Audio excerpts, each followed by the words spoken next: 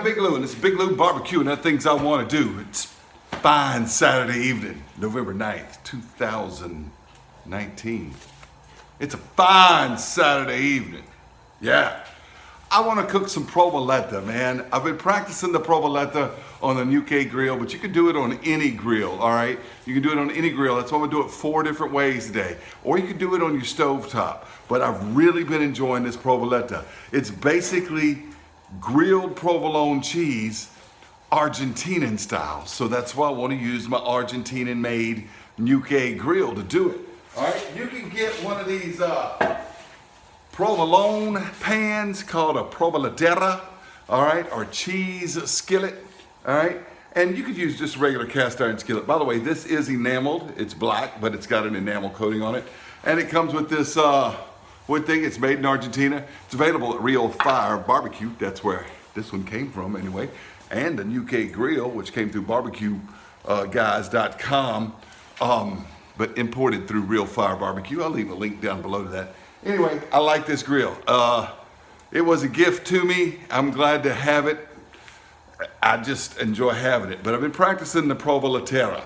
I'm sorry, this is the Provoletera. I've been practicing the Provoleta, all right, and I've really been enjoying it. First time, I didn't get the slices thick enough.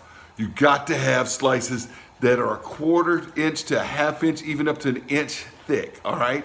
I told her to cut them 1/4 inch thick. She cut them 1/8 of an inch thick. I thought the price was a little light. When I got home, they were too thin. I tried it, used this thing, melted everywhere, just a gooey mess. Second time, I got them the right size. They were good 1/4 inch, almost 1/2 inch thick. It was basically 1 pound of cheese cut into thirds, so it was good thickness.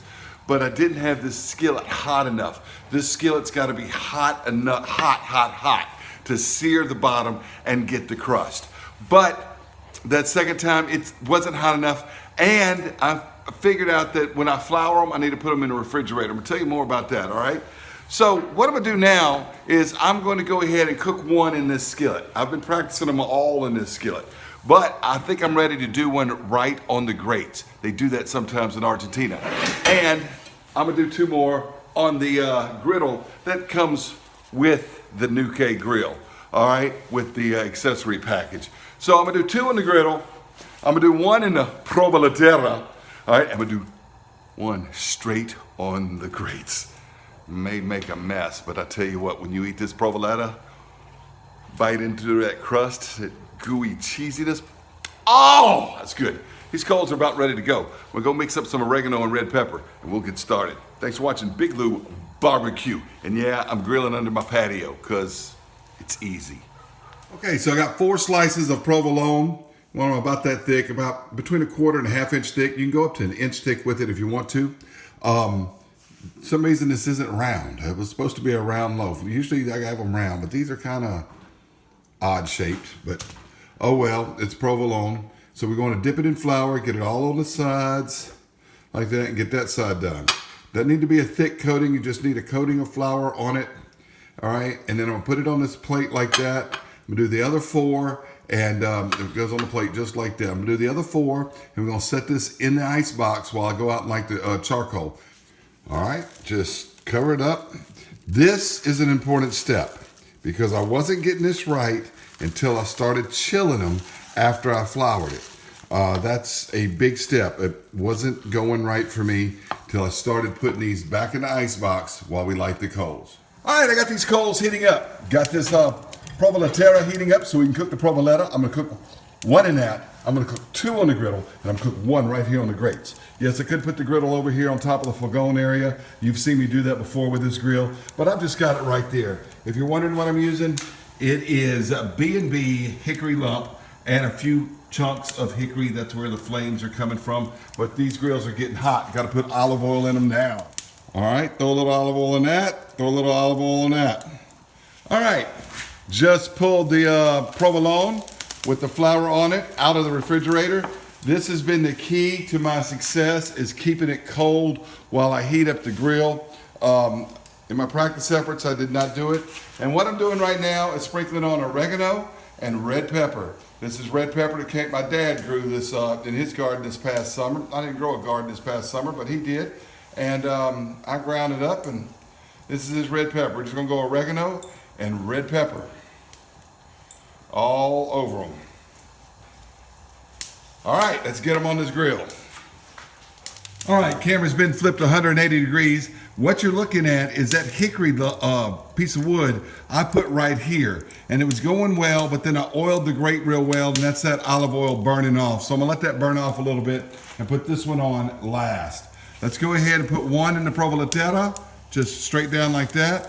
Should be sizzling. Can you hear it? You wanna hear it sizzle. If you don't, you're gonna get a gooey mess. All right?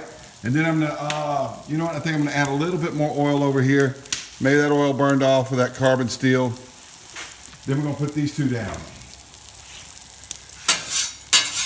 This pan is really nice, but you can only do one at a time. And of course, you could use a cast iron skillet. If you got one that's small, you could do that. But first time doing it right there. And here we go, here we go, here we go, here we go. Right there over that piece of hickory wood. If it doesn't get a crust, I'm gonna have a gooey, gooey mess. Now, while these are frying up, we wanna sprinkle the tops with the oregano and red pepper. All right, takes about 2 minutes or so. You're gonna start seeing it ooze out from the sides here, like it's doing in that Provoletera, but we wanna make sure that crust forms before we try to flip it. Now what I've been doing is, as I see it ooze out, I kind of push it back toward the center. I don't know if I'm supposed to or not, but I do. I'm not seeing it ooze out of these too much.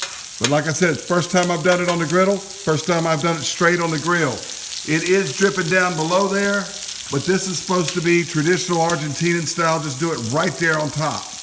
Now this one's oozing out a little too much, but I don't think I'm ready to flip it yet. All right, I am ready to flip. Let's go ahead and get this one. And if it doesn't come clean, yes, yes. Do you see that brown, reddish brown crust? That's what we're looking for. Let one form on that side and this one's ready. Now I'm gonna go ahead and flip this one, and I haven't done one on a grill grate yet, so I don't know how this is gonna work. Yep, I'm making a mess. Yeah, first time, I got some crust forming. But you know what I'm gonna do with this? I tried it on the grill grate. I'm not from Argentina, speak a little Spanish, but I'm gonna go ahead and just throw that one on the griddle too. But I'm gonna try to scrape that off of there and eat that while I do this. Let's go ahead and get these flipped.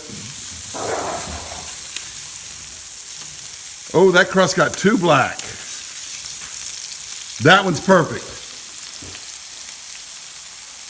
All right, I don't know if you can see this, but that one is just about perfect. It looks darker out here, but it's really got that reddish tint.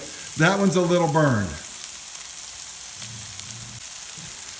All right, the one in the Provoletera is ready to go. So I'm gonna go ahead and just kind of scoot this cheese back in, and we're just gonna flip it out of here on this cutting board.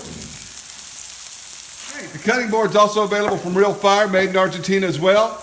It's just gonna, and it came out pretty clean. I didn't get as much crust on the second side as I wanted to, but that's still going to be good, real, real good. All right? Now I'm gonna flip this one I did on the grill and try to get a crust on it. But as you can see, I'm making a gooey mess with it. But, oh, I got a crust on that one. So I should have tried it on the grill. That's the Argentina way. But, you know, I think I can get that off of there now. Let's see what happens. Oh, that's hot. I'm about to eat that gooiness. I know it looks kind of gross, but it really is delicious. Oh yeah. All right, let's get these off of here and on the cutting board.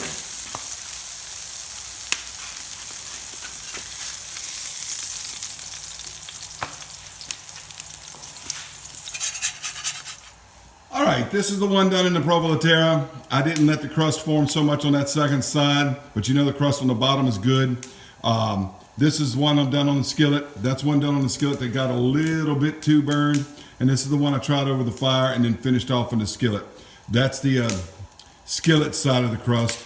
But anyway, it's still gonna be good. Let's go inside and eat these. Inside now, this is the one done right on the grates. Kind of got a little messed up, but I did finish it on the griddle because I'm not from Argentina. It was my first attempt at right on the grate, so I'll have to practice that some more. This one's in the skillet. My wife likes to really burn stuff, and that's good she's married to me because I do that a lot. So she wants that one. I wouldn't offer it to her, she wants it. So my kids are gonna get one of these two. I think my daughter's gonna take this one from the Provoletera, even though it doesn't have as much crust. And then this one was done on the skillet, but I'm gonna let her choose. Son gets the other one. All right, Hannah wants this one. So just gonna serve it like that. Better crust on the other side. Now that we're inside lighting, you can see got a pretty good crust on it right there. That's the one from the Provoletera. All right. All right, I'm gonna serve this one to my wife. Just like that. Got a beautiful crust on that side.